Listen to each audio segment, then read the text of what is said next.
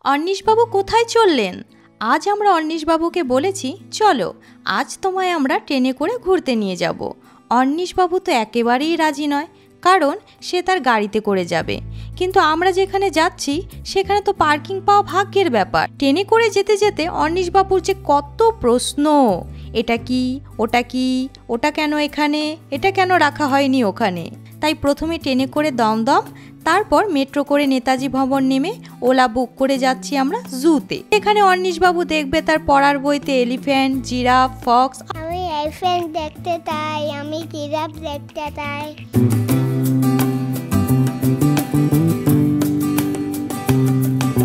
তবে মন মতো সবটা অন্নিশবাবুর দেখা হলো না। আরেকদিন তাকে তার মাম্মি ড্যাডুর সাথে একদম খুব সকাল করে দুপুরবেলা আসতে হবে। বাড়ি থেকে আনা মাম্মি ড্যাডুর গ্রিন টির সাথে অন্নিশবাবু খেয়ে নিল একটা বিস্কুট।